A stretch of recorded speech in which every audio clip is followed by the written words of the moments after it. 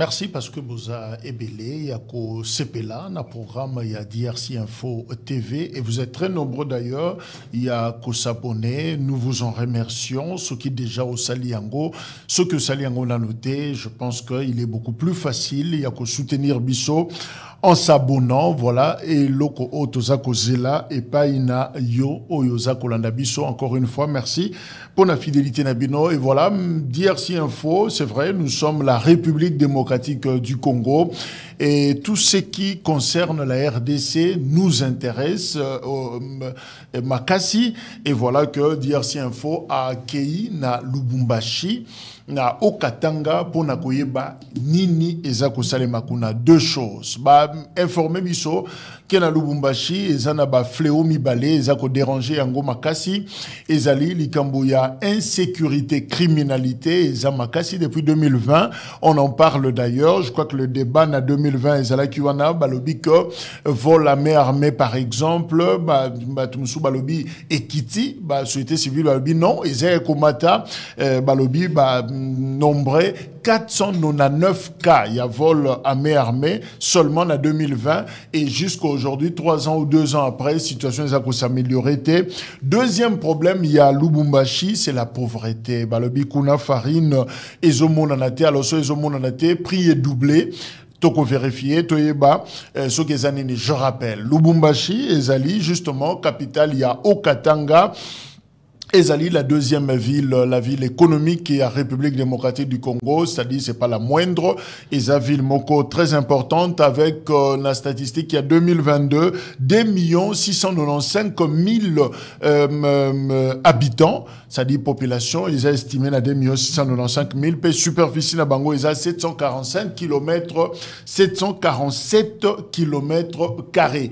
Voilà, ville Wana, la deuxième, poumon pratiquement, il y a cuivre, il y a cobalt, il y a minerai ebele, scandale géologique au Balobaka, c'est notamment le Grand Katanga et plus précisément ville il y a Lubumbashi. Alors tozui ndeko oyo ayena plateau DRC Info pour na corrélater biso parce que il vient fraîchement de Lubumbashi. James Dunia Zanabiso Longo, c'est un confrère journaliste na Wazi TV yenda sa patron na yango azako gérer yango ndeko Dunia Mbote. Mbote ndeko Jacques. J'allais dire en swahili. Jambo. Jambo, voilà. Jambo. Même si je ne saurais pas continuer. Jambo Mbote ndeko Jacques. On a sepelé mingi na nige boya mbinga na plateau ya DRC Info TV. Ok. Eza esengo mingi ponanga. Wazi TV, ça signifie quoi? On dirait que c'est codé, c'est en swahili? Oui, c'est en swahili. Oui, ça veut dire? Vérité. Ah, vérité, vérité. Polele. Ah, ok. Polele, voilà, ça, en lingala, kinois, comprendre. Alors, Tolingi, justement, Tolobela, insécurité, pauvreté, na Lubumbashi, cette ville importante de la RDC, na outu rappelé Yango, mais aussi, on va faire un clin d'œil, na province, il y a là-bas, chez Fifi Masuka, justement, ça fait partie, il y a Grand Katanga. Est-ce que Oza Kondima, en tant que journaliste, qu'effectivement, il y a un premier, insécurité, criminalité, comme Makassi, peu pauvreté, na Katia, il y a Lubumbashi.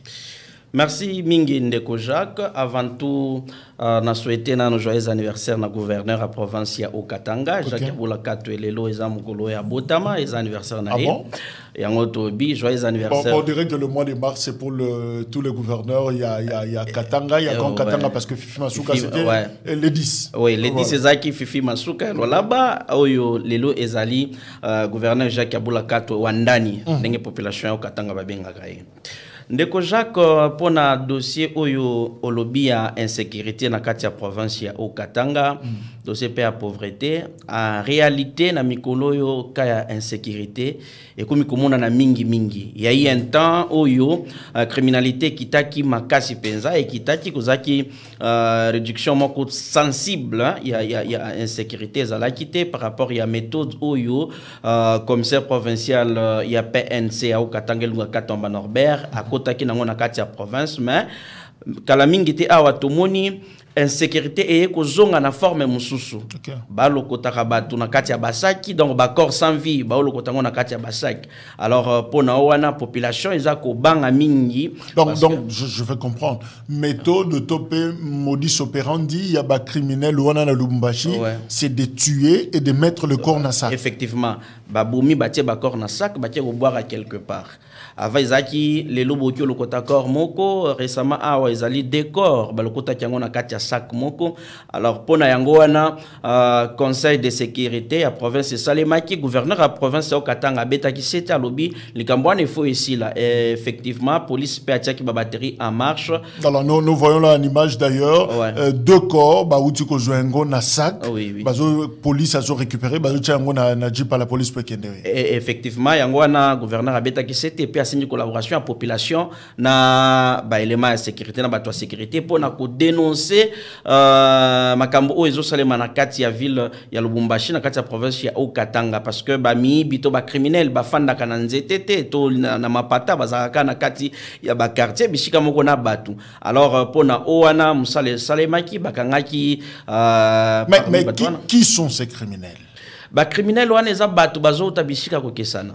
Omoni criminalité na kati ya province to ki moyibi na kati ya province eza na ba sorte mibale to misatu ndenge to ko melango. Eza na ba oyo tozo benga ba jeunes gens par manque à moyens, pauvreté ndenge koti na kati ya province misale ezalité ba carrière ba récupérer yango et pas ba chinois donc artisanal lisusu ezalité ba misala o ba créer fallait ba ndosala ba zongi na kati ya ville ba on en parlera. Oui ba zongi na kati ya ville siko ba komi au côté la batuna ba machette. Alors et bimil sous na point wana ko komi sous criminalité mususu oyo ya batu alati vraiment bien ba opérer na bana basi ba louer taxi mwana mwasi ya louer taxi alobiti kanga quelque part place wana ba kei abizelana ozombai na ngato pesa yo mbongo to zelana récupérer mbai na ngato kende ba komatana mobali surtout kika chauffeur batie loboko bakangie automatiquement ko beta ye ba otamona ba marteau ba beti mutu ba bomi batie na sac bazui taxi ba ke ko changer couleur après ko changer couleur wana bateki mutu ka wana. Alors eza ba criminalité zo salema donc ba o baza cible mingi eza ba wewa na ba taximen yango wana forme à criminalité. Non les criminels visent plus ba wewa na ba taximen na ba taximen ko viser bango eza pona ko boto la moto. OK. Abomi aboto li moto, abomi aboto li moto. Ah yango ba confondant quand le prophète Jérémie voilà. Ba confondant kaye que parce que il n'a pas payé la facture juste après course, on a confondu, on a cru que c'est justement Batouana. Oui, eza Batouana mais sikoyo population zo suspecté ko za période moko eza batumo ba yakana ba ngombe bakota bango na bango na kati ya province bazo suspecté que opération na ya kotia bato la basaka eza iloko ezaka ko sala matin na kati ya province. Ce n'est pas dans vos pratiques. Oui, eza na pratique à province te na province bato ba mesana ko kote la bango kaka ba beti masasi tout ça ba jibi loko soki mutu alobi yo na yebi yo nde ba bomi sikoyo mais o ya kotia mutu na kati ya sac ezalaka te eye kokota siko bazo suspecté po omoni ata parmi ba criminel oyo bakangaki ba cheminer bango côté oyo parmi ba wana eza ba criminel mususu ba uti Uvira na ba arme na bango uti Uvira bazo kata mabaya ba libaya o eza cross bakati yango bakati kano ba déguiser arme bati yango na kati ya sac bazo traverser nango ko arme comme mokuse ko bima Uvira ti Lubumbashi ozo mona eza distance mona ipenza. Alors eza biloko oyo ezalaka na kati ya province. Donc on peut dire que Lubumbashi est infiltré. Oui, eza infiltré. Donc comportement bozana ngo eza bato mabe ba uti musika, ce n'est pas dans vos habitudes. Mais c'est depuis quand? Bon, et humilité, ça fait ce qui 2 mois ndé makambo ba saki ko bima chikoyo ça fait. Mais criminalité wana. La criminalité, il y a on a lobaki tout au début la criminalité. Depuis 2020 déjà on parle. Ouais, criminalité ça makasi. Après na moment moko na 2021, 2022 tant que commissaire wana provincial ilunga katomba e kokota na kati ya province kozala ki diminution moko sensible ya insécurité. Bato bazaki kolala bien, la calme, mais après un moment et kokota. Alors pour la population peut bazo envisager que ba e komona ke e komi elo moko o tozo benga politique pe koti na kati net sabotage ya bato bazo salam salam parce que ceux qui koboma comme ya ndenge wana et comme des sabotage parce que moko koyoka masasi bato bakotika na kati ya avenir ba comme obeta masasi tout ça le temps que une intervention et ya bato na bakimi ozomona or moyibi akokota opérer. Après, abimina yake, mais avant bakota bazobeta na masasi pour na kolekisa ke to comité place. Alors ça signifie que ça moi sabotage moko na cadre politique et kokota na kati ya province pour na ko déstabiliser misala o ezo salema na kati ya. Mais sabotage politique ça viendrait de qui? Bon, wana ezali entre guillemets tozo ebate soki eza na nani pourquoi parce que eza biloko o esalema kate eye ko salema. Zomona esalema kate en plus bato bazo ya koiba lisusu. Eza babandi mususu bazo utiliser ba moto na mituka ya sika. Bazo zambongo wapi. Par exemple moto eza sans plaque moto ya sika. Bazo yango wapi. Ba pesi bango mbongo to basombeli bango ba moto basa l'opération l'air ba okanga eba loba eza ba wewa. Ozo comprendre eza ba oyo ande bato bazo sala bongo mutu ba moyibi yo omona wapi moyibi azo opérer na mutuka cher net Vanguard net BM moyibi azo opérer nango ça signifie que zabilo eza préparé. Alors, je demande à la réalisation, m'a proposé biso image, comment est-ce que va présenter auprès devant gouverneur, il y a province, bandit, criminel, au bazako terroriser population na ville il y a Lubumbashi.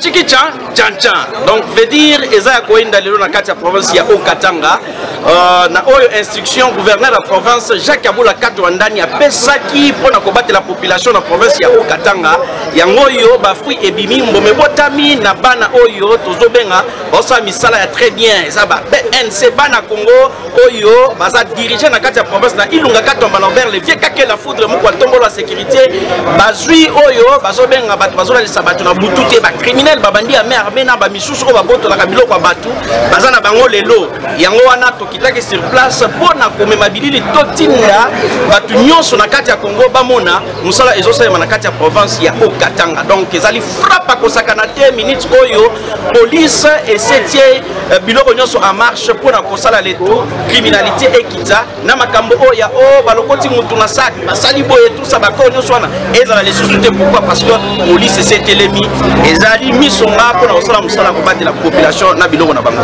Parmi ces criminels, il y a 7 repris de justice, à plusieurs fois arrêtés et relâchés par la justice militaire.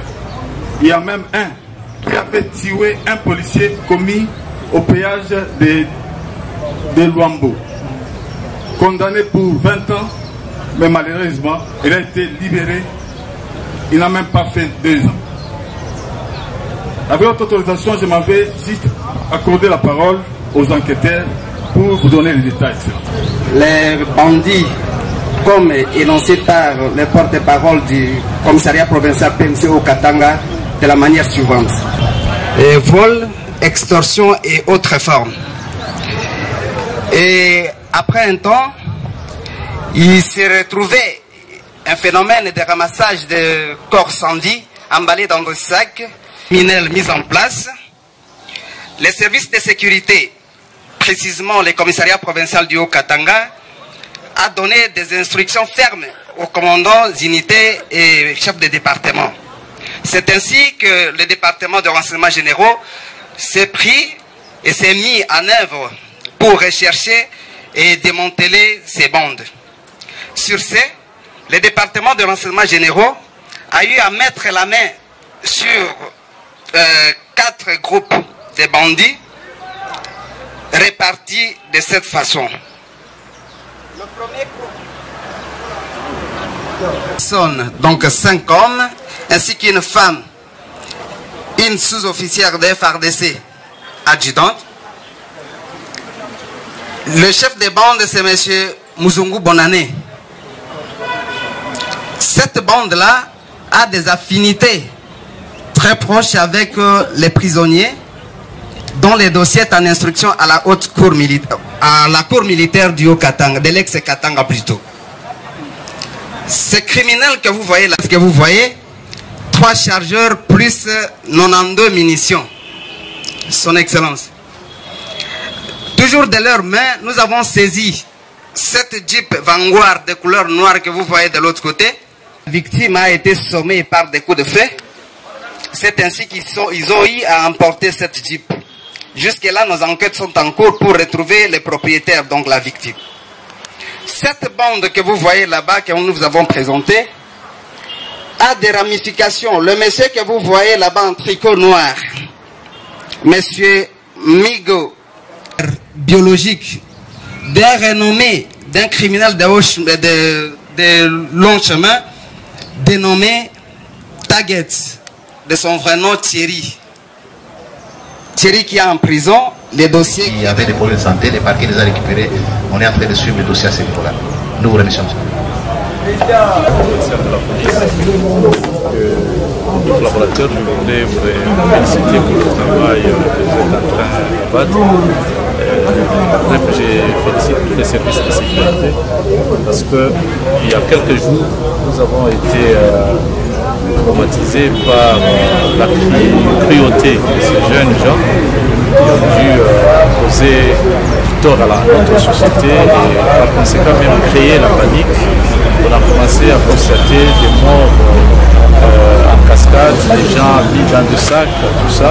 Alors aujourd'hui, merci beaucoup pour ces jolis coups de filet. Et donc tout ce que nous allons chercher, c'est que nous allons mettre ces gens à la disposition de la justice pour que la justice puisse faire son travail. Mais d'emblée, nous pensons que la population doit être aussi très vigilante. D'ailleurs, pour arriver à mettre la main sur ces gens, nous avons bénéficié de la collaboration de la population. Et nous voudrons que la population continue à collaborer avec les services de sécurité, donne des informations au moment opportun, dénonce des... Alors, James Dunia, on vient de suivre Image Wana au Koufri Rengon, à cadre, il y a Oaziwazi TV. Alors, ils étaient pratiquement combien de criminels au Bafandi Nasewana? Criminels wana bazali total à 17, mais parmi 17 wana 11 nde eyaki awa parce que 11 wana ezande des équipes yaba o ba travailler na ba armes. Donc, na 17, basi bazana kati. Parce qu'on a vu une dame. Ezana moi Simoko azali adida FRDC, yem sala na eko fournir munitions na bateau bazo sala opération. Mais souvent on dit que te bako so ba jeune garçon na pango bana batu ba étudiant ba ebelo monte ba ego tcha bango awa pour raison buzz ba mona quand même que batu ba sala musala. Est-ce que la population de Lubumbashi, la population louchoise bazo reconnaître que bateau effectivement ce sont des bandits? Population de Lubumbashi bazo reconnaître batuana ba ebi bango. Parmi Batouana, ezana moko oya salati tricot moko à treling, ezali ya bleu blanc. Mutouana azalaki na prison. Bakanga qui est en fragrance donc azalaki azosala musala en pleine opération. En pleine opération bakangi et puis abomaka pena policier moko na péage. Bakendo koyiba moko na péage babina policier. Mutouana bakanga kaye auditorat ya Lubumbashi en fait ya Katanga bakatela qui est 20 ans de prison, mais à Kokisi 20 ans de prison, presque à l'équipe une année et Bandio qui est 2 ans presque à Bimi. Alors, amnistie aux mesures de grâce.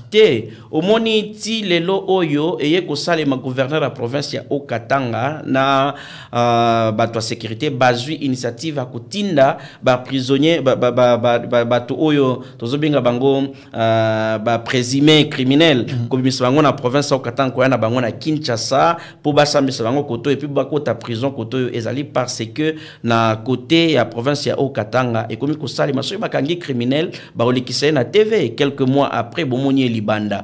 Donc mafia moko comme au Salema entre bisokuto na Kinshasa toto cha motema na bino to lobi mais so bakangi ba criminel ba kuluna kasapa ba kende kuna na katamba kende buluo ba ke nzoka bino bozusu so bino bozongi ezana ba criminel mususu azana kati ya prison abimi akia opérer azongi sous na prison. Voilà. Ezana misusu pe mesene prison te bakotisie prison abimi ake tala ka muto wana yango o baochola kisawana azo sala azo opérer na mutuka cher bazana mituka cher babandi wana ondenge na zo ebisa yo c'est que bazo kotsa bango prison baluki mwa mbongo baye kopesa ba libérer bango Donc, système carcéral, ils en ont moins problème. Ils en ont moins problème. Yango wana gouverneur. Mais est-ce que Botouni, Boye, problème à quel niveau? Comment Memi la justice, Bimi, Moutou condamné, et 6 mois après, Bimi Naye, Moutou Azan à prison, qui a opéré, à Egozon à prison?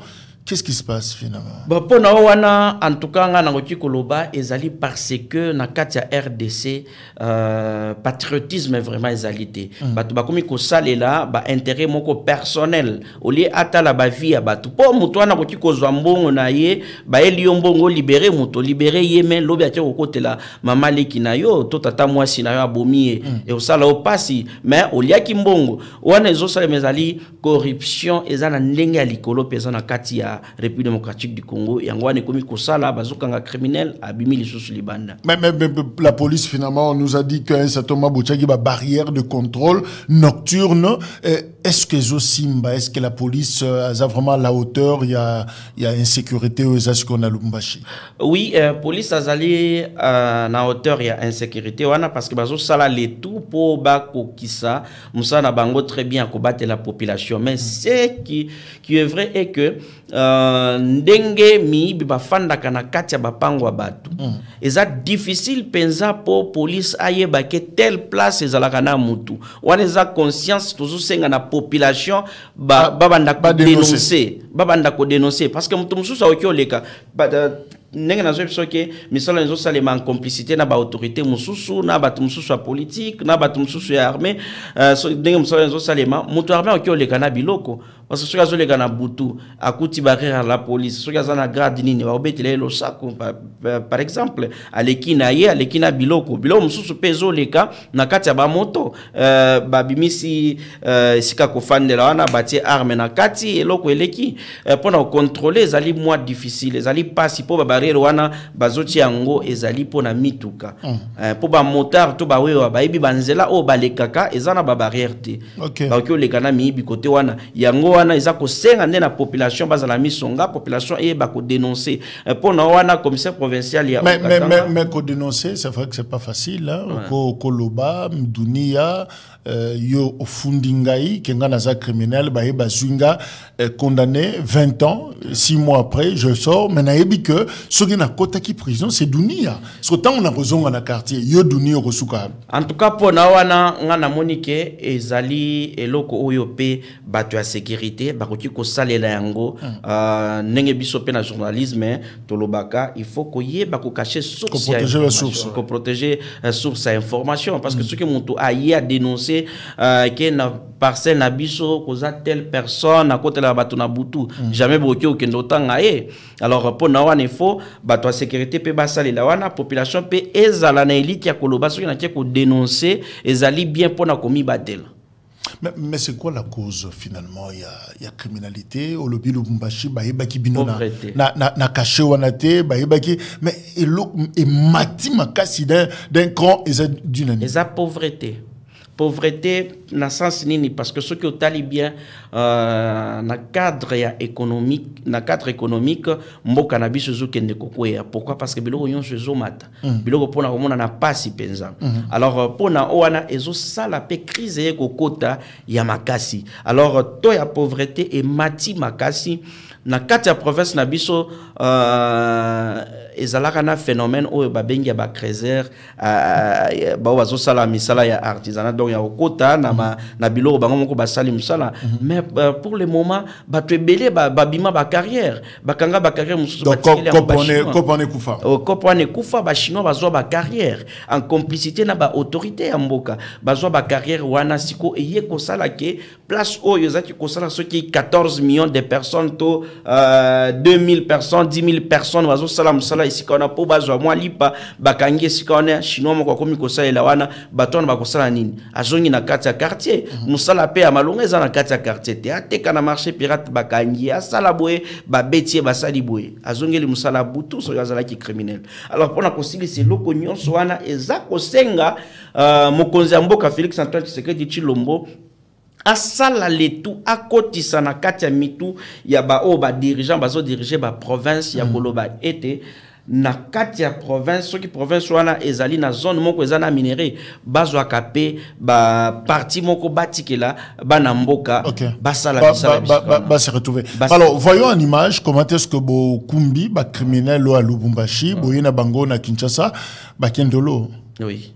Ok, parce que tout le monde ba effet militaire, tout le monde ba arme na ba sac na bango. Alors ba yena bango na Nandolo awana Kinshasa na ucholo bango pendant que biso Kinshasa ko to banda kanza to tinda bongo wa biso bakuluna na kasapa bino bo décevoir biso bo zuzu bino boyena je t'informe hein. À te décevoir bino te za lire en beau. Déjà, tu n'as pas de problème. Toi, déjà, pas problème. Tu n'as pas de problème. Capital est Zawa, non? Voilà. Alors, suivons l'image. Comment est-ce que les criminels à Lubumbashi, ils les sont en conteneur. Voilà.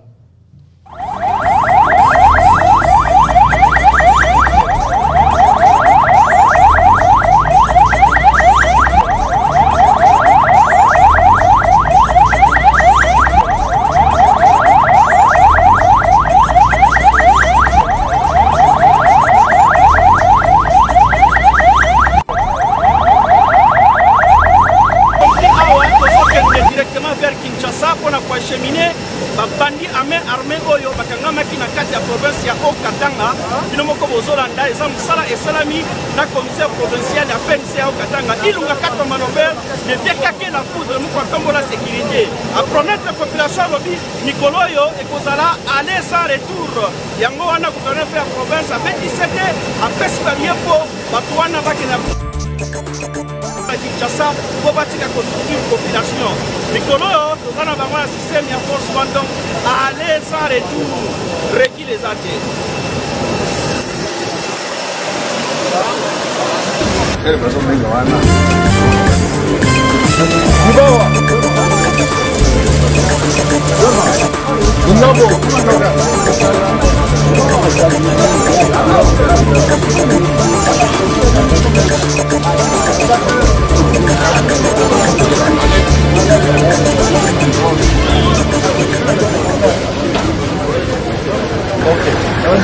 Mama, kota na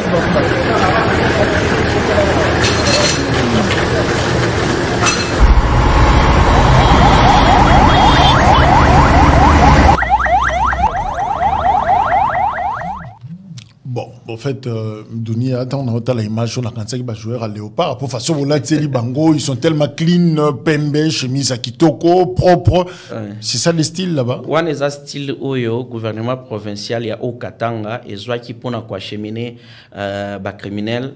Parce que aux Ezali, ceux qui est troisième vague, bah criminel bazoya koto, bazo tinda bango koto. Oh, tu m'as bandi boy, Mikolo. Oui, Mikolo anande batona bazana trois armes on monte. Ouais, biso face ka tango moni ngo mo santé que oyo kaka fallait ça la criminel. Mais awa on sont des messieurs mutupenambe. Bazo sa ndiango na episa kyo bazo sa na mituka cher ba vanguard. Moni mutuko vanguard penza na ba BM ndem mituka. Akoyiba nango. Oui, ba okendo ibango. Batwana moni ba papa mo mi balé wana nde ba o ba utaki Uvira. Ba uti Uvira. Mais est-ce qu'ils ont expliqué Uvira ba yaki nini? Oui, en plus mission oyo bazaki ko sala bakangi bango eza po bayi baba ndako iba bazaki ko iba ba ke ko teka biloko bazwi mbongo wana pona ko sala le tuba libérer ndeko na bango moko za na kati ya prison. Chiko bato ba yaki na bangombe wana bomona bango. Bon ba monana batu baeba kendo ete za ba fermier baeka na bangombe bazotambola ba oleka ba utayiwa ba uti kote a est kaka kayo le beza musikate mutoko uta na ngombe Uvira azotambola na ngombe ti Lubumbashi. Finalité asuka Lubumbashi to continuer. Bon finalité to yebite soki bazokende wapi me ba mona bango na Lubumbashi bato ba bango ils sont simplement fermiers pas autre chose. Oui oui. Maintenant, si tu as battu système na bango ko tambola, so ki bazo tambola na nini, so ki bazo tia ba arme wapi so ki ndenge nini ezo yebanate. Po bato na ko tambola na bango ba tambola, ba ko bimata pays mususu bazo kende pays mususu makolo kaka. Ba tambola. Ba identifier pe bango, ba loger bango quelque part. Bango ba loger quelque part. Mais les mouvement population, on doit les gérer. On doit les gérer. Le pays est en guerre, tous en insécurité. Botikara, batou divagation, batou tambola, ba outil extrême yo, ba ken extrémité mususu. Non, il faut quand même. Yangwana ndeko Jacques na lobaka tout le temps que service na biso ya DGM ezana se makasi. DGM n'a pas service monsieur renseignement et ça n'a assez makasi. Pourquoi? Parce que na Katia Congo tous on a infiltré ebele tous on a battu ebele bayaka passeport na ezalité tela kana Katia province ya Okatanga oki okuta pakistanais moko azoteka des téléphones na obaluka nangwa otambola papa osomba chombo talakaka mais ce que t'as dit Pakistan pour les deux téléphones. Imaginez-vous. Là, il y a question à commis tout est-ce qu'il y a quelqu'un qui est au Pakistan pour des téléphones? Il y en a beaucoup. Mais ce que tu as peut-être passeport naïe, peut-être c'est ici là. Ton passeport naïe, ok, aux Azati naïe ka koleka tout ça, mikolo. Mais vous avez interpellé Azati. Azati. Parce que service n'a pas vraiment. Oh, les autres makambo frontière et ça, bazolu kambon onde. Bazo lukambong au moins appelle service mususu sur sécurité au lieu ça la msala malunga bango bazo sala baotia ba barrière pona okanga mituka pona okanga babiloko boye yango wana population esenga kina na commissaire provincial la PNC ba dissoudre eloko bazo benga bureau de na kati ya PCR parce que na Lubumbashi bato bureau de ba commune de ko traquer ba chauffeur police circulation routière oui ba commune de ko traquer sikoyo ba paisible citoyen ba taximen o bazo salam sala donc oza lisusu ozo na mutuka tikanga place tel o kitabwe bakangi chauffeur a mutuka yango na commissaire provincial par lobaki ke pour batwana bio de basala le tout bakende ko sa ba renseignement pour okangela biso ba bandi à mer mais pour okangela biso ba criminel et non ko traquer ba paisible citoyen ba salam sala bango très bien. Mais quand à Lubumbashi, qu'est-ce qui s'est passé dans la résidence archevêque à Lubumbashi, monseigneur Mouteba? C'était quoi? En tout cas, pour na Oana, mokonzi ya armée, ya Katanga kuna, après ça qui info nae, alobi et que ezali bazaki kusala net moins formation, hein, babenga kango. Na bosa ningi babenga kango eloko wana bazaki kusala comment est-ce que bakoki ko banda ko batela bakonzi soki azana kati ya MS na kati ya messe yangona parce que ndako archevêque na église ezaka kawana eza proximité eza mosika te bazobenga ngo manœuvre sur manœuvre ndo bazaki kosala bateli église bateli pe bisiko na bakozi bakoki kotelema wana kosala misana bango tout ça bazaki kosala net moi exercice pratique oui bon exercice même dans ndako mutu beaucoup et puis ça a été l'archevêque ce n'est quand même pas n'importe qui hein ça dit ceux qui eloko modèle wana ezali tout le monde rassure ba beta ba arme makasi communiquer les gars informer est-ce qu'il ne pouvait pas informer au lieu que yemoko kolonda a alerté tout le monde mais voilà na moni batu na katanda kunanga est-ce que c'est que monseigneur ko bangate peut-être kokoyoka makele la basoda libanda et ça juste exercice et ça pratique tout ça en tout cas pour na wana mboka na biso vraiment du point de vue à communication ce que le kolingi ko sala menzala raté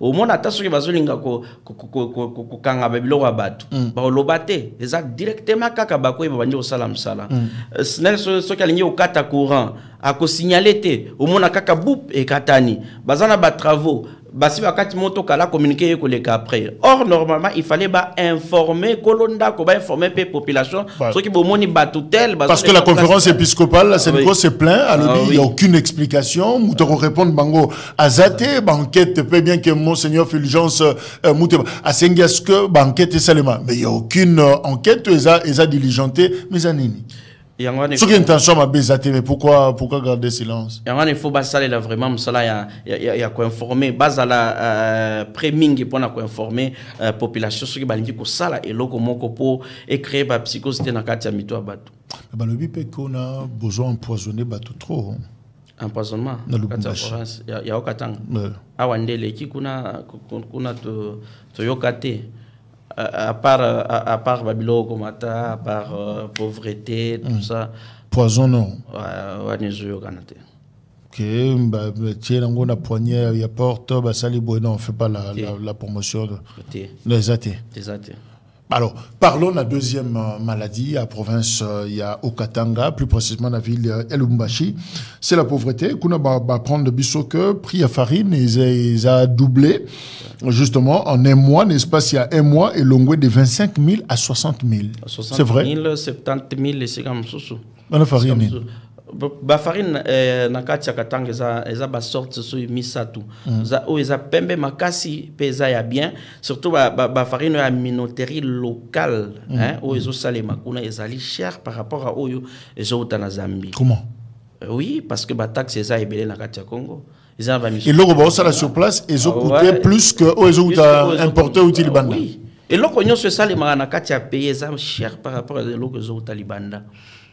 Exemple kaka oya fufu fufu oyo ezouta Zambie na kati ya province bato baza osomango 20 000 21 000 OK so que ça cher 22 000 mais okoya kokuta oyo ezosalema na kati ya province ezana 25 000 francs congolais to 24 000 francs congolais donc ezali na surplus il y a 1500 francs to 1000 francs hein bamso bazoba ki salisusu pona ba transport alors et à conseiller ko sala ke Zambie akangi parce que Zambie pas ça la option en la politique mingi politique économique à ça la kango ce qui a constaté que stock naie bandi ko kita akangi nanu pourvu que population na bango va se servir nano na fufuana parce que bango nde bazali ba consommateur à liboso par rapport à biso ba tozo somba ezokota na kati ya Congo to sombi tango bakangi na kati ya ville ya Lubumbashi batu oyo batikala ki na ba stock bazaki obligé à komatisa fufu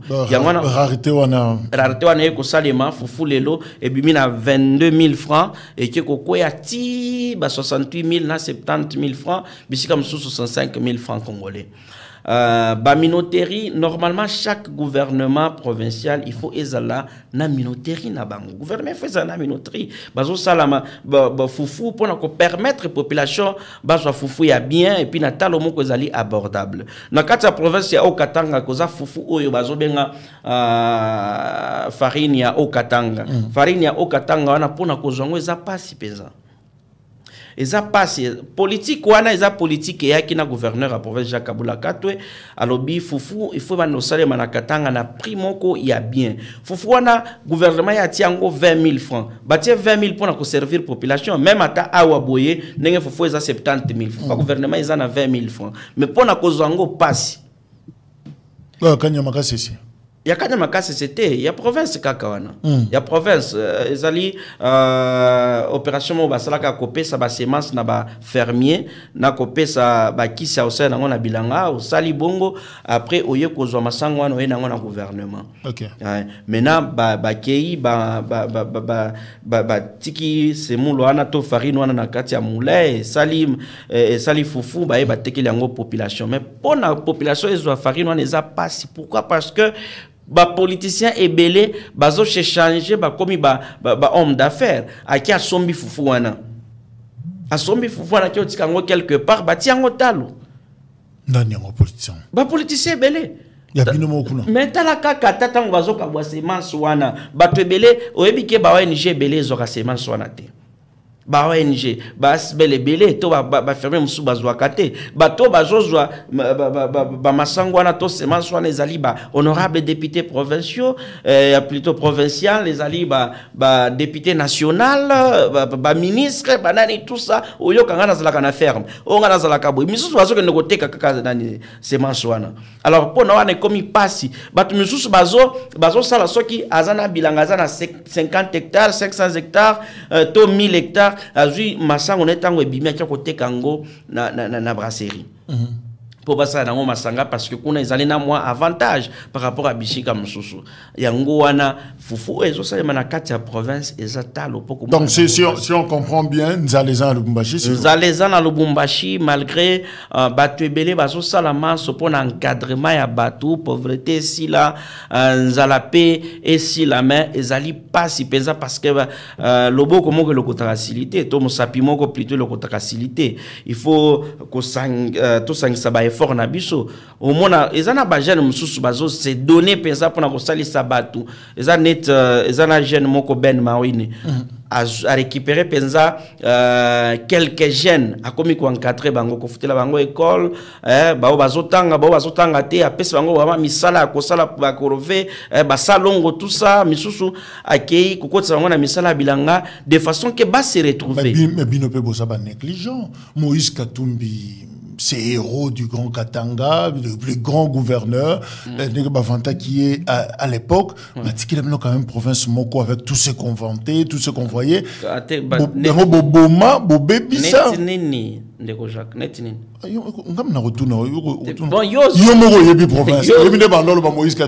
tous les autres gouverneurs baya ko soit école baya ko bapana bino pour ya gouvernance c'est que atika bino moi standing Ndeko Jacques eloko ebomaka RDC ezali ba conception virtuelle. D'accord. Oui.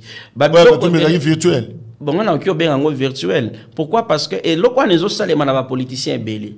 Au mona baroki kozwa esika moka ba bongisi soki 10 km soki 2 mètres balaki sango na TV ba yebisi yoke ba bongisi cité mobimba. Mais ko bongisa cité mobimba wana omoni so ata ba technicien ba sala kana na basha na biso ba technicien na biso wakyo sala musala moko impeccable ba jouer photo ba mission na États-Unis. Mais ce qui totali du point de vue musala oyo gouverneur à province nengo bengi kiazaki kosala comparativement na misala oyo ezosalema abokesenyeza munene penza. Pourquoi? Parce que na époque ya Moïse Katumbi ezaka na ba entreprise ebele ezaki kosala minéré, ezaki na ba expatrié ebele mongo ezalaki ebele a construire ki balabala combien. Et puis parmi balabala oyo asala balabala nini oyo c'est tikaliti lelo yo bato bazolo baki balabala o telle personne muto asala atikela biso combien de minoterie.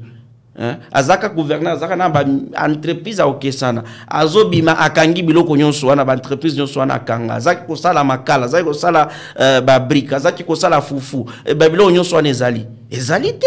Alors population batika na distraction wana te akoloba tel gouverneur nde asalaki to tel gouverneur nde asalaka boye tout ça na province ya Okatanga ezali na ba entreprise mke na période ya Moïse Katumbi zana ba société ya mine ebele ba entreprise minye zaki ebele penza mbongo peza ki ebele zaki ko circuler na période wana awa mbongo ezo circuler te awa ce qui peut otali bien ezana deux provinces moko na kati ya Congo mobimba ezali na Okatanga na Lualaba bisika wana ezali lieu touristique ou bien lieu à visite ba politicien belé ya Kinshasa bayaka wana pona koluka mbongo bakiti bazimbongo bazongi kotoyo osomona bako qu'est-ce que les Kinois doivent retenir les autres Congolais bazulanda c'est pas Moïse Katumbi qu'on a vanté là c'est pas ça pona Katanga non on a okolo bano.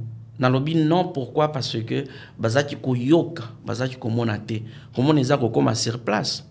Et puis les gens vous enviaient pratiquement Lubumbashi, mais ça ne marche pas à Kinshasa, on a comme Kenangata Lubumbashi n'a que nous vivre parce que ça sent cobalt, ça sent cuivre, ça sent je sais pas moi makamsou ça dit vous êtes assis sur ces scandales géologiques justement ils ont des binons.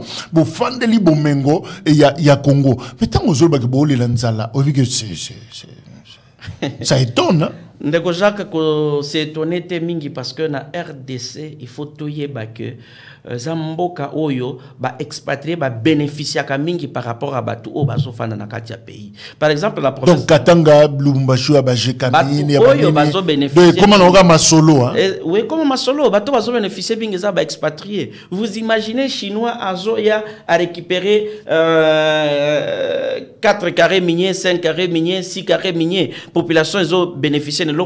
Pourquoi? Parce que bazo sala la banje azu minéré wana côté kana kati ya province te to na Congo te bazu yango bakenango à l'extérieur du pays bakenango libanda pays oyo soki biloko wana te kami population ko se retrouver te et ko se retrouver na biloko wana te yango wana tozo senga vraiment na mokonzi mboka Félix Antoine Tshisekedi Tshilombo a imposer système ya sika omoni Jekamine et ça la ba minéré ça nango za kolamba minéré mais ce qui va construire et loko mususu lokolo PG Kamine parce que c'est toi nezalata mi baleto mi satu ya l'état pesa mabele soki outi na carrière tel ba ye ba sali transformation na yango kaka wana kobimisa yango na kati ya Congo ezokende nde kote kama ezali déjà matière oyo basi balambi yango déjà babimisi nde lengo ezokende mais soki siko basali bongo te biloko ezobima ka bongo brits ekei eke kolamba à l'extérieur du pays net na kati ya province Okatanga za na entreprise moko entreprise wana basala ka minéré mais tapi ezokende kobwa ka minéré na kati ya Zambie tant que bazo boka minere na kati ya Zambie transformation salema na Zambie est-ce que Congo ko bénéficier na eloko ko bénéficier na eloko on a souhaité ni et ça na société mo frontière ya biso to ya Zambie eza société ya ba congolais eza société za na Congo bazui minere na expatriés za na Congo et ko boa ke na Zambie effectivement au moni eza netimesa o boy o RDC o Zambie entreprise wana eza awa na frontière donc Congo pembeni na penza ya frontière à Zambie mais siko tapi wana po minere bimaka boye na tapi ezo kendo koela na zone oyo ezali ya ba Zambie moi ko zong sa tapi ngo esopelango côté na biso zate mais ezali moyen ezali na ya ko koela kana Zambie ndene mais ndemongo bango basi basala c'est que ba Zambien na batu oyo ba expatrié mindele wana nde basala option wana pourquoi parce que biloko misala ibele banda ko sale makuna ce que autour olobi non parce que na Congo ba taxe le kebele na Congo musala bo ce que nge ko sala omona kabado kima ebele zo tambola yango ti lelo yo ba jeune oyo ba entrepreneur bazozanga ko sala misala ebele pourquoi parce que ce qui a fongoli moi eloko na ye omona ba service ko tonda wana ba service ko tonda wana tala kaka nano distance oyo ya ko uta sakanya ko koma kasumbalesa ezali na 15 barrières 15 barrières. Zomi na mitano. Oui, zomi na mitano ezawana, babare zomi na mitano ce que l'équipe va contrôler. Ko contrôler pa mbateza ko tika mbongo. Esika nyonso ane foka o tika mbongo. Kongo ko bonga ndenge nini? Changement ko zala ndenge nini? Changement ko zala te.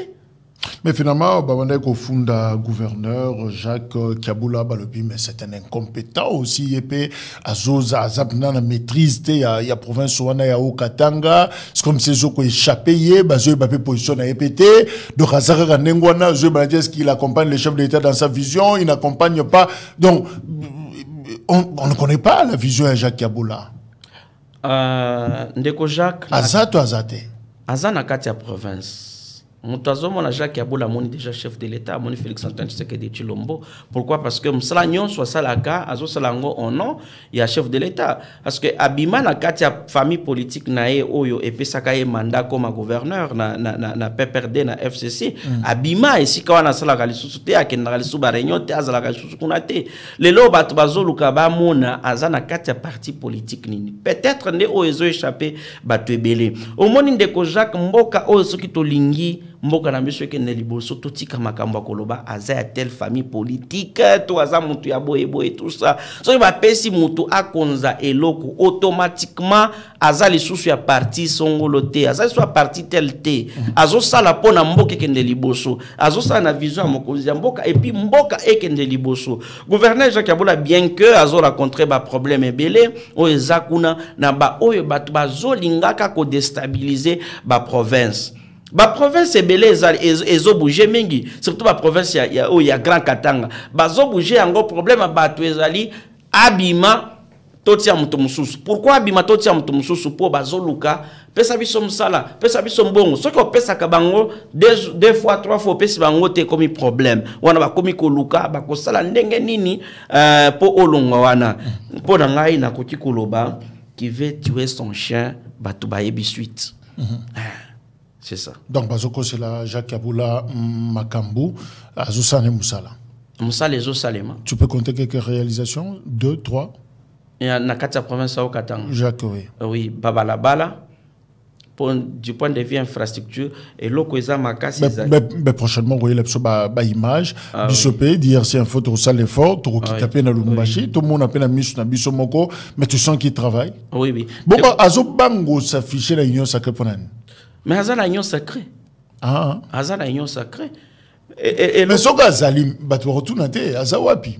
Batou retourne, c'est que Batou Bazolo Kabaye, parti politique Nini, Azana Kati. Malonga peut perdre. Asa Longa peut perdre. C'est quoi Koti Wapi? Azana Kati a parti politique. Bon, yemo quoi ebi parti politique au Azali. Mais tout le monde a un parti politique, mais Azama Union Sacrée. Est-ce que Kozana Kati Union Sacrée, il faut qu'à Ozala, Nakati y a parti politique. Mais Zana association Moussou. Mazo Bata Maponani, parce que tant qu'Azagi n'a pas perdu, on sait qu'Azagi n'a pas perdu.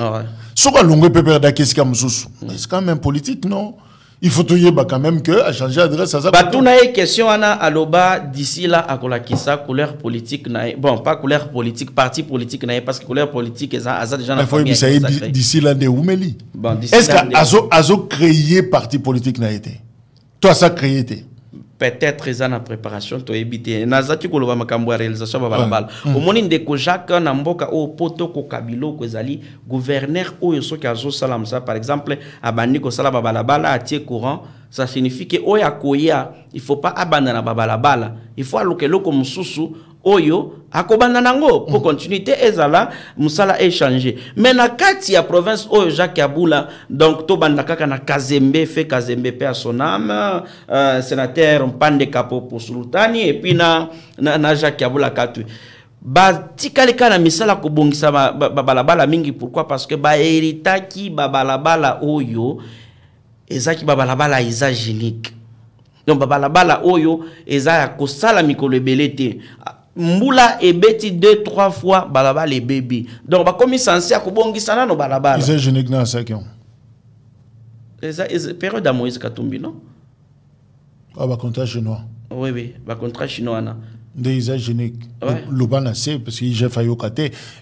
Donc banzela oyo et ça m'a na cadre ya contrat chinois ça ba isa génique yo nyata banzela on senti que ça eza génique eza koloba eza ndenge nini ndeko Jacques balabala soki basali yango eza na dire. Soki basali balabala balobi o eza ya 10 ans o eza ya 20 ans o eza ya 50 ans eza na balabala o belge tika ti lelo ezali hein. Mais balabala basalango inane kaka eza ebele balabala ezalate. Ça signifie quoi? Eza balabala o Tokyo bengango eza génique. Tala épaisseur kaka ya goudron. Donc ba minéré au biso to pesaki. Ba minéré c'est combien na contrat chinois ezalaki to pie bino ba minéré botongeli biso banzela botongeli biso ba hôpital bino bilo batongela bino ba inane ezo. Effectivement nyoso wana ezali eza parce que batu bazaki koluka ba intérêt personnel. Intérêt personnel n'engeni balabala bakoti ko ebisa yo tozana 4 modèles à babalabala ba modèle au 4 pona koza ya 6000 koza ya 1 million koza ya boya boy yo sko ki ko pona ya moins cher po o se retrouver pe na kati ya mbongo wana o tia mbongo na poche yango na tokomi kozonga ya biloko wana obi total ba réalisation Jacques Abula babalabala ebele na kati ya province za na babalabala banzela oyo yebana mais sikawa ti ba komi kokota na kati ya ba quartier pe ba komi tia babalabala courant bâtir éclairage public bazo la lampadaire bâtir maï bisi comme sous-net na sakanya pour na kozwa maï eau potable c'était difficile bâtir eau potable na kati ya territoire sakanya na kati ya sakanya kuna donc musala ezo salema malgré moi dérapage ezo zanga te moi biloko ya mike zanga kate bishika. Une fois qu'il y a un grand Katanga, j'ouvre un peu le champ. Pour tout ce qui sawana, c'est Fifi Masuka, non? Ça y dit. Fifi Masuka na katelo là-bas. Là-bas, oui. Omoni, ceux qui paient bazolinga babi, mais ça Fifi Masuka na province à là-bas. Ils allaient erreur grave. Oui. Ils a erreur grave oyo ba Congolais bazolinga kosala. Sur scène, bazolinga na interpellé ba politiciens, donc ba député au bazana province à là-bas. Bazala manipulé. Kozala manipulé te lokola bato ba province mususu omoni biloko Richard Muyez Mangenza salaki na kati ya province kuna mutu oyo ayebi ba sekele nango mutu oyo ayebi organisation to nenge ba préparaki biloko wana sa Fifi Masuka. Alors sur ce il faut bastika manda na bango eko matina suka bientôt la tozoke na ba élection base la toko matina ba élection et salema na ba décembre 2023 élection et salema ndeto mona sikoyo soki Fifi Masuka akokende to akotika la bakoki ko voter lisusu po atikala mais ko sala le tout na minutes oyo baye la bino mutu oyo akola en fait avanda na kati ya Congo mingite ayebi Congo bien te ayebi lwalaba wana bien te. On cite déjà le nom, il y a Isabelle Kibasa. Ah oui, Isabelle Kibasa maman wana est-ce que ayebi lwalaba question il faut ba kokomba Congolais ba se poser ba question na lwalaba boyebi na lwalaba batu bayebi te na lwalaba batu bayebi te bazoyo kakaka azali mwana ya telle personne bien sûr ndeko Jacques est-ce que Congo oye kozala kaka ya bana ya telle personne il faut oser la moine à telle personne de diriger parce que batangi kombo ya mutu tel nde azaka papa na yo za soki mutu ya mutu tel il faut nde diriger pays to diriger province non biloko il faut esi la ya koloba telle personne soki tata na zaka mongolo dia soki tata na zaka kibasama soki tata na zaka tel mais à sala époque na ye esi la bino bana na ye to batu bokende kokota misala tana ba hôpital ezoluka bato ko sala misala bokende ko sala tana na la gouvernance héréditaire. Non, papa, il faut toyeba que politique ezali héréditaire te. Politique ezali royaume te que ce qui papa bimi il faut oyo. Non, il faut esi la ezala te. Maman na fifi masuka biloko asali na lola bande ko Jacques. Batebele il faut ba se poser tant de questions. Eza moi ça ko sala biloko wana te. Mouye jtoye. Te mouillage à ça démissionnaire mouillage à ça mouillage à qui pendant période mais babi biloko zo sala eza o mouillage atikakiti mouillage gouverneur ex-gouverneur Richard Mouillage Manguez Mas atikaka biloko oyo bazaki déjà basi ba planifier que to sala eloko tel biloko na ici là réalisation na ici là mais oyo bazo sala sikoyo ba avenir papa soki okena lola ba kokuta ba avenir nyonso eza goudronné ba avenir mususu oyo kokuta eza goudronné te basali yango interbati ozomona eza liste ko za mosiko kanisa makadam ezawana nzoka za mabele basi ba compacter ngona sima bati yango bien et puis bati ba canalisation de part et d'autre wana ezola qui sa vraiment que kozali patriotisme na biloko maman ona fifi masuka zo sala éclairage public oyebi ke nini éclairage public eza eloko liboso ebengana kamibi pour moyibi pour opérer na place lumière ezali ezalaka pasi molili nde bengaka bango auki ko opérer facilement mais na kati ya ba avenue nyonso ya kati ya kolozi kuna batie ba lampadaire éclairage public ezali là il faut féliciter Moussa ndenge zo baba la bale ezali et puis chose grave au bat bazo sepela nango ezali komona ndenge ba canalisation o salami na lwalaba ezamine na tama ya ndenge na taba bouteille ndi kuna na kati e kokende nango kaka mai mais est-ce qu'il faut considérer visite il y a première dame Denise Nyakero, là-bas, c'était un soutien moral déjà, mais une façon de soutenir aussi politiquement Fifi Masuka, ben tu restes. Bon, je pense pas que Eroki Kozalapona ko soutenir Kaka. Moni, Maman Denise Nyakero Azali, moi c'est la présidente de la République. Parce que certains disent que la famille, la grande famille présidentielle, ils a presque divisé pour la Likambouya gestion. Justement, il y a province là-bas. Certains sont d'accord na Fifi, certains non. Missou non, il doit partir. Missou non, Isabelle Kagaya Kokota. Alors. Oui, maman soki akenda ikona maman Denise Azali na limite te quand même. Maman Denise Nyakero akoki kende na Goma, akoki kende telle part, akoki kende le kisa vacances na telle part ils en a pays oyo mobile na azo diriger. C'est tout à fait normal à se déplacer à kende telle place, à kende telle part, c'est tout à fait normal. Mais pour na kolobaki za soutien moral, bon, soutien moral ndeko Jacques Atayo moko ndenge oza awa na zo ibisa yo. Une fois seulement onyati mabele alwalaba. Soki o soutenir a mutute. Oko soutenir rien. Babanda ko lobango boye na époque Moïse Katumbi soko komi na zela kasinga pena soko komi na Grand Katanga tu n'auras plus besoin du paradis parce que tu sens que c'est proche du paradis skanzamba fandaka mais lelo yo oye oyibsisono ngana ovanda Lubumbashi Nazana province ya Okatanga. Pourquoi na lobeli makambo lwalaba? C'est parce que na lwalaba na koma wana na mona vraiment réalité biloko ezo sale makuna. Eza ba chantier ndeko Jacques eza na eloko moko peut-être oyo ki yango na noté to moni yango na noté. Na kati ya Congo to zana ba échangeur boni. Échangeur. Eza boni. Comment biso si la théo ngana yebiga. Oui, si la théo alimité. Mais na lwalaba échangeur ezali. Ezo tongam. Na Fifi Masuka. Oui. Fifi Masuka azotonga échangeur na lwalaba. Nzela ya kuruta aéroport ozokende mwangeji na nzela ezouta Lubumbashi ezokota Kolozi place wana koza échangeur. Abazotonga des échangeurs. Et ça les maté. On va vérifier. Donc eza eloko oyo il faut to soutenir. Ndeko Jacques na yoki pe batu mususu bazolo banon au gouvernement ba gouverner ce gouverner azolo ba français a bien té ce gazo sala boye azadine té ko diriger ezali français dirigeaka té c'est la tête. Ah na bosani ko tourner en question maire adjoint ya Lubumbashi elle va bien? Très bien. Qu'est-ce qui s'est passé na mamba Vodacom basala kiwana? Té wana isa maire adjoint té. Isa nani? Wana isa yete. Ah Est-ce que vraiment la dégue aux hommes là pour tout le moment français. Oui.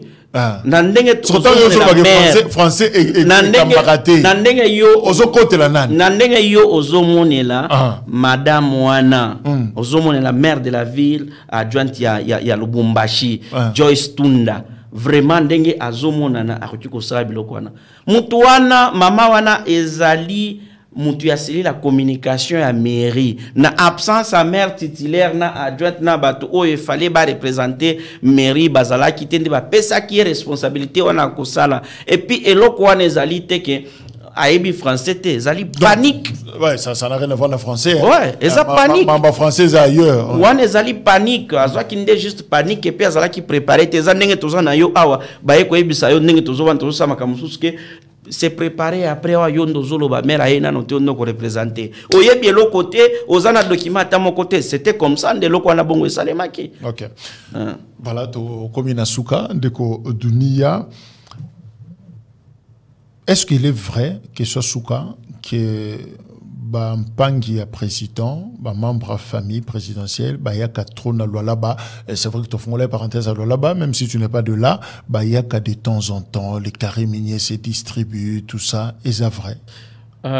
Oui, est-ce vrai, mais ebele est-ce bande qu'on a été et ça juste influence ya koloba ce que vous ana combo tel ce que vous a mutu tel avant na ya awa N'est pas combo ni neko le kapuna. Yo kana ibisa yo. Avana ya awa. Ezana mutu moko bakangaki na côté ya Luisha. Na côté ya Luisha mutu wana bakangie bazobenga tozaki na aéroport baobenga commissaire provincial lobi benga soki SD à telle place na ya Luisha kuna akangi leki ya Denise Nyakero na mine comme na soki Christian Nyakero soki Patrick Nyakero ozo comprendre eza influence mutu akoti ko bimaka boye oza na yo kaka boye comme na Jacques kalonji okomika kuna nga comme na Jacques Tshisekedi automatiquement nandenga za ngambe boye akoti ozalaka ya famille na bango.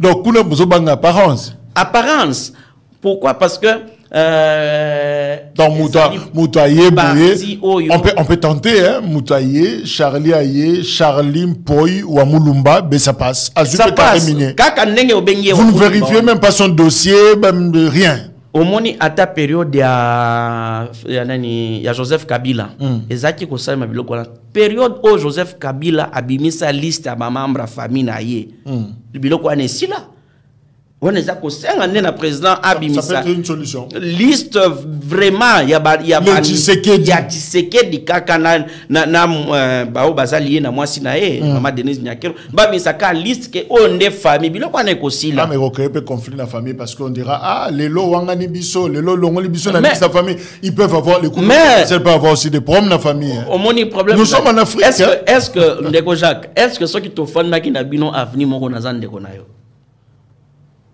Ah oui, tu bien papa. Et belé bazo sala bongo. C'est ça l'Afrique hein. Oui, papa camarade à côté papa et puis on c'est mon fils. Ce qui comme nae garçon mutuana ce qui comme nae zalaki Jean-Marie Ilunga wa Ilunga a changé automatiquement Jean-Marie Ilunga Tshisekedi. Wanyakeru. Asan. Alors dire kaka. Akomi wala sur place tala kaka oza policier ozali to soki mutu ya l'état au monde ka carte ba omi David Ilunga Tshisekedi Wanyakeru. Obi oyo vraiment la okangate. Ozo comprendre. En plus, na ba conseiller pe il faut ba ben na bango matoyi ba conseiller à présidence. Bazo sala ba erreur wana mingi azozwa ndeko atindie kuna avec influence à telle personne. Ozo monde. Ba influence wana ba kiko zala za kuna ba kangi mutu. Pour la raison musala il passe par là. Il passe par là.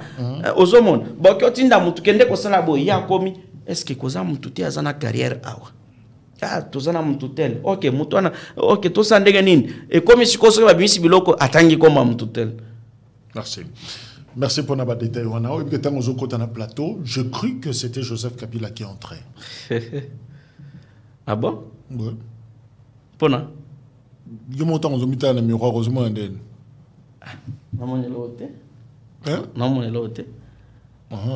Amandefu. Nasuki. James Dunia, merci. Je rappelle que aux journalistes, aux co-dirigés, Wasi TV, au lobby eza polele, voilà ce que ça veut dire en lingala, eza chaîne Oyoza Kokamba, na Lubumbashi, au Uti na Lubumbashi, justement, tu faisais partie à cortège, Oyo, Ememi, pratiquement tous les criminels présumés. Il y a Lubumbashi, bah, il y a Bango, la prison, il y a militaire, il y a Ndolo, à Kinshasa, Yoza ko faire partie, on a vu. Na ba image wana na yo ensemble to lobeli kamba criminalité oeza grandissante na kati ya Lubumbashi, ben voilà image ya wana ndenge ba criminel habillé en blanc baza koya to lobeli yango et puis to lobeli kamba etali pauvreté na kati ya province wana to fungola ki parenthèse ya Lualaba, c'est une autre province mais démembrement il y a Grand Katanga, voilà au lobeli biso yango, et ça serait intéressant que to ya comme soki to yekuna il y aura pas de problème de sécurité, non. Un problème est aux alatés. Okay. Parce que na tu as vu ça que police en fait c'est toi sécurité surtout police ça tient ba réunion sur marche dernièrement à autour sala réunion na ba we wa nyonso na ba taximen nyonso pour na ko dénoncer na ko yeba mutu nini faut bazwa na kati ya mutu ka pona otika tel parce que otiki mutu place à suspect communiquer automatiquement à police à kenota makambwana. La prophète Jérémie a qu'il a perte. Ouais, mais l'enquête est là, l'audience peut aller. Et si n'a noté, James Denis, encore une fois, merci. Merci d'être venu à DRC Info. C'est la première fois, mais je crois que de temps en temps, on aura besoin d'ailleurs pour nous partager ce qui se passe à Lubumbashi, à Grand Katanga, de manière générale, parce que nous sommes DRC, RDC, et voilà, nous parlons de Makambonion au Italie, RDC. Et voilà, merci également à Bino Bozake Bele, à découvrir toutes ces vérités. Notre confrère journaliste Aoutiko Yebisabiso, vous voyez, sans passion, sans parti pris, à lobby Ango comme observateur, il y a communauté, il y a société, et si Azako évolué, et je crois que édifié Bino, et peut-être que révolutionné Mouké, comme on a une grande ville, grande province, et Fandi Likola va minérer, mais Bazole Lanzala, Bazangi Foufou Yakolia, ils se plaignent, alors là, et Zola Tsake Congo, il y a vraiment un sérieux problème. N'hésitez pas de vous abonner, et vous soutenir Bisso en s'abonnant massivement. Recommandez d'ailleurs ma production à DRC Info et pas Baninga et Kozamalam. Un autre prochain numéro, il y a l'Isolé à politique et Zagozé Labino. C'est dans quelques minutes. Merci. Au revoir.